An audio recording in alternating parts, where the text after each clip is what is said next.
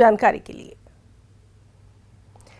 अहम खबर कोरोना के आदादशुमार आपको बता दें। कोरोना के एक दिन में रिकॉर्ड मामले सामने आए हैं। 3,47,000 से ज्यादा मामलों की तस्दीक हुई है। पिछले 24 घंटों में अगर नजर डालें तो 703 अफराद की मौत हुई है। 2,51,770 अफराद शिफायाब हुए हैं। और इस तरह से मुल्क में कोरोना के फाल मामले, एक्टिव मामले 20,18,825 है।